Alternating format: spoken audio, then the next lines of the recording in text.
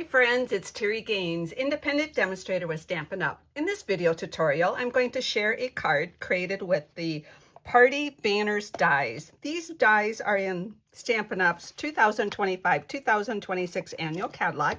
You can find them on page 86. And these dies that I'm going to be using for the card are amazing. There are 14 different banner shapes. The largest one is 7 inches by 5 3/8.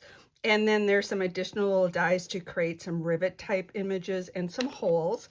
It is actually bundled with an amazing die set. This die set has 36 dies. These letters are about 2 1/4 in height.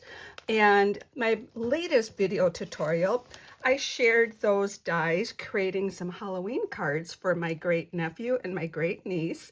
And I will link the video tutorial to this, so if you want to see how I created these, you can watch that tutorial.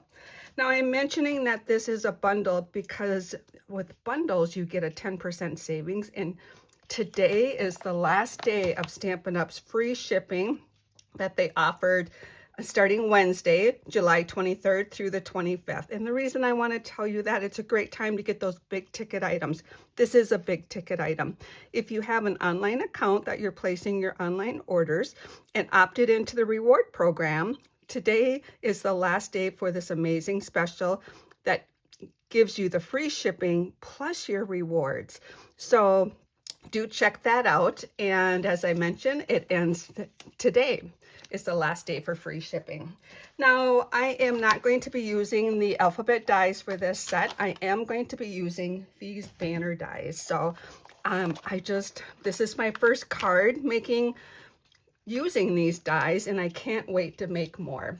Now, I am going to embellish it with the Charming Day bundle. This is a stamp set and dies bundled for 10% savings, or you can buy them individually. And the stamp set has these 3 images that can be cut out with dies, plus these sentiments. I'm going to be using this stamp in the stamp set, and I am cutting it out with the dies.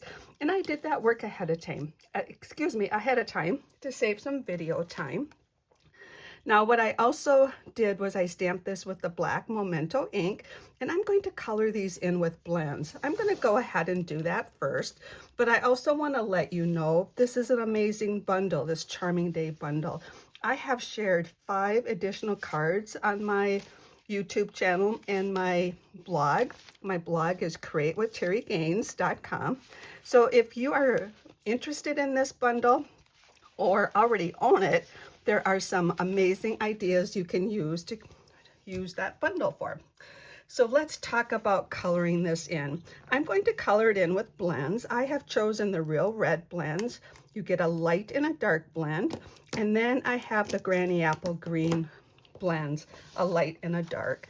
So as I mentioned, I've already stamped this with Memento ink, and I've die cut that. So I'm going to start out by coloring in the greenery. I'm going to do just a few of these. I don't want to spend a lot of video time showing you how I color these in, but I want to show you how I do it. There's many, many ways you can do this, and there's no wrong way to do this. I start with the light color, and I color in the image I want to color in first. So I'm going to color in maybe just 3 of the leaves. I don't color the entire images in because I want to do some blending.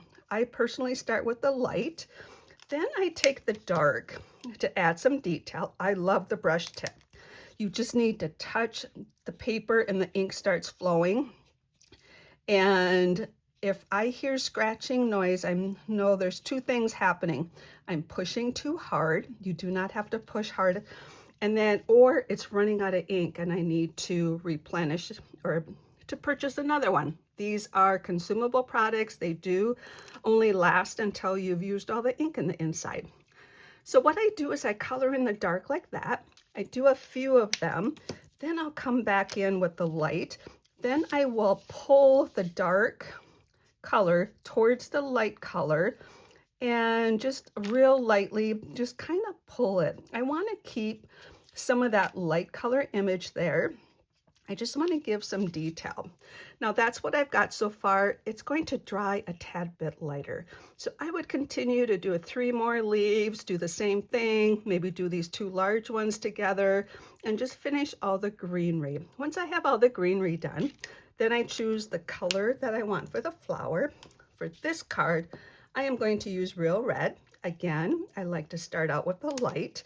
And in this case, I color in the entire flower. Now you're asking, why do I only do a few leaves, but then I come in and color the entire flower? I don't know why. That's just what I do, I guess. I think it's a personal choice. And then I don't segment the flower. I'm only doing one of the 2 flowers. I'm not going to color both of them in. I'm going to choose the largest one. And the thing I like about coloring in the light first, I can cross over all the stamped image lines, just color that in and just get that all colored in. So that's going to be my step 1. So then what I'm going to do is take the dark, and I just choose to add a little bit of color right along the stamped lines. And I always tell myself it's just like a garden of flowers, right? They're all different. Some have some imperfections, and if my flower has some imperfections, it's totally okay. So what I did was I just put a little bit of color along those lines, and then I do take the light and pull that a little ways away. Now, depending on what color you're using, if it's a darker color, lighter color, you're going to get different results, but I think you're going to be happy with any color choice.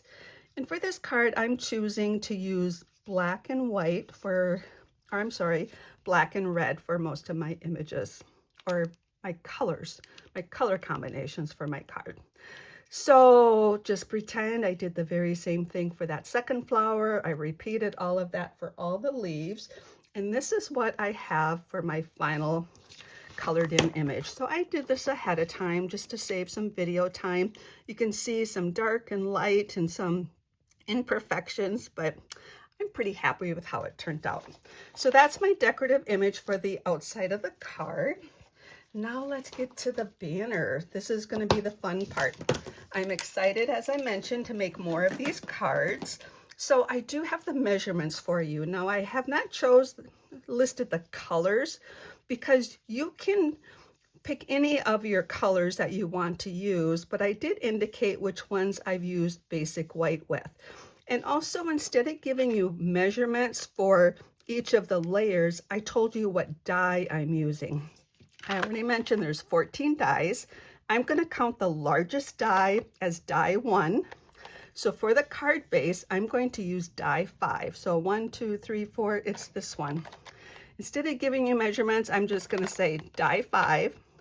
1 is the largest. This is going to be the card base. Now, I am going to fold this card base, so I'm choosing to use Stampin' Up's two-tone cardstock. They have every color available in the two-tone cardstock, and I'm using basic black.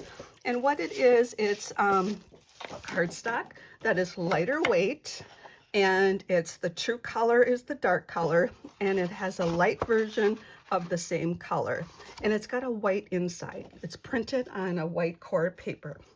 So in saying all of that, I have cut this just to the measurements I've told you already here. I have this at 11 by 4.5. It's scored and folded at 5.5, and this fold is going to be up on the top. And when I die cut this, I am not going to cut that edge. I'm going to have the die sitting so it does not cut that fold. So how I do that, so I'm going to bring in my cut and emboss machine and my platforms. What I love about the Stampin' Up die cut machine, you got all the graphics. So for die cutting, we need platform 1, platform 2, and the same graphics on this page. Then we have a plate 3. So I'm going to put my one that's cut up the most on the bottom. Then we have our card base we're cutting. Let me make sure I'm in the camera here. We have this card base, and then we put the die on top of that in the last plate. Now what I want to make sure is, as I mentioned, that I don't cut that fold off. So I'm going to set that down. I'm going to make sure I can kind of just line that die up right to the fold, and I have a little bit of space all the way around it.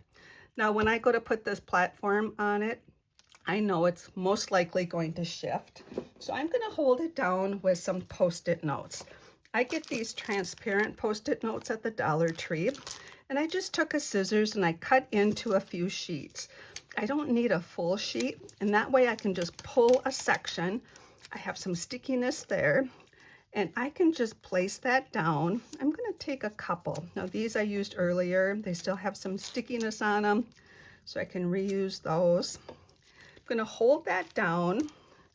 Now the other thing I want to let you know, it's best that you do not put this straight in, meaning turn it so, let me turn it first here. Turn it so a corner goes in. If you try to have this all go in evenly, you can tell that your machine is working a little bit harder to do that.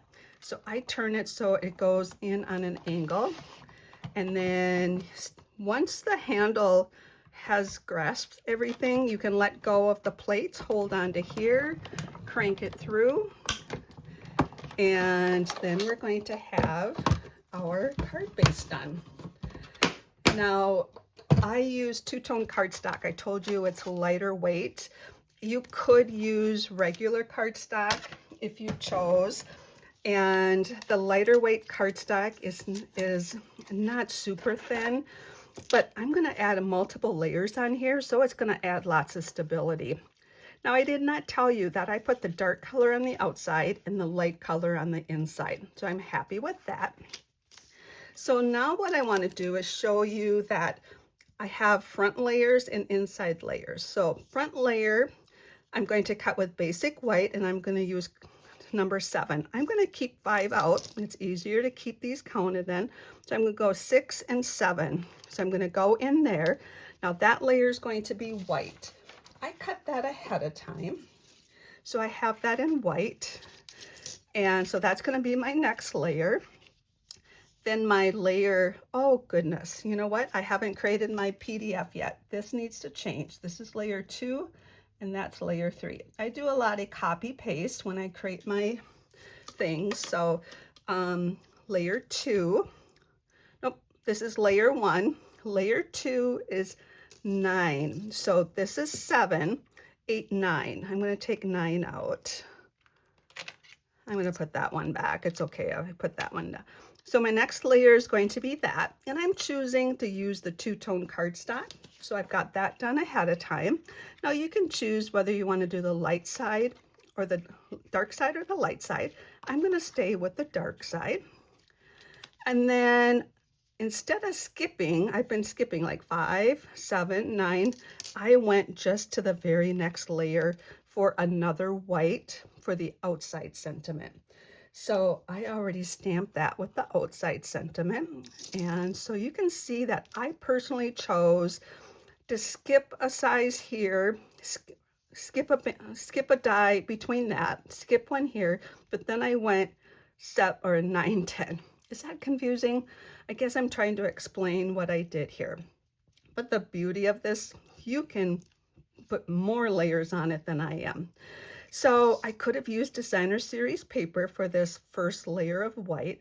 I chose to use the white, but I also wanted some texture on it. So ahead of time, I texturized it with the exposed brick embossing folder. This has been my go-to folder for just a subtle texture. I put it in here, ran it through my machine with the right layer stack up, and I got that exposed.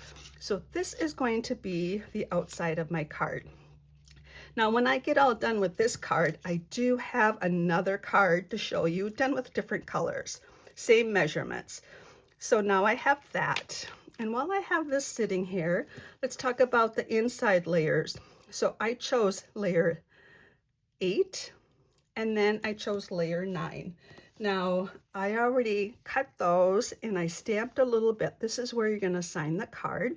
And I turned it over. It's still the two-tone cardstock, but I turned it over to be the light on the top side.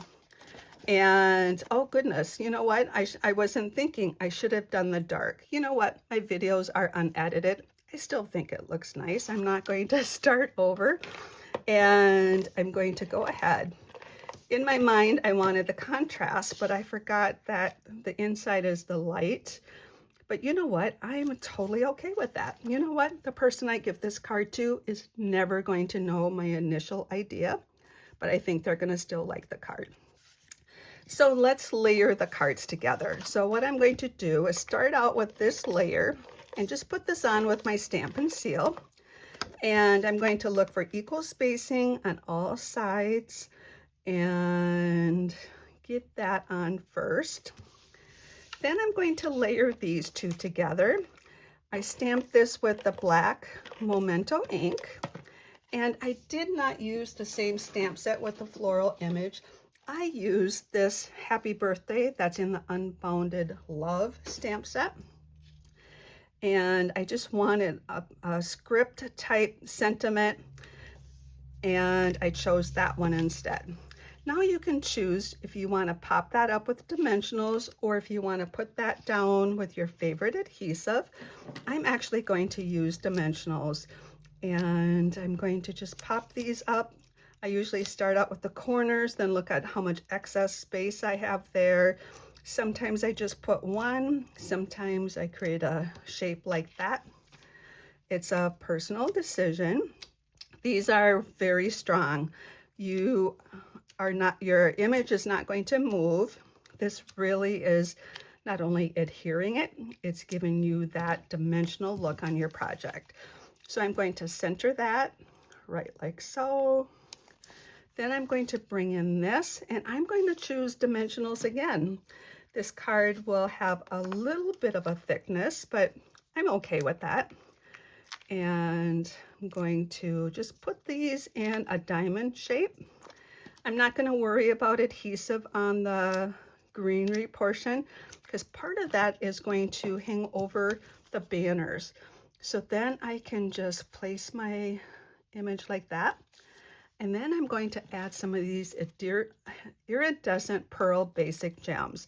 So these are multiple sizes. There's 3 different sizes, and I'm going to take a large one, a medium one,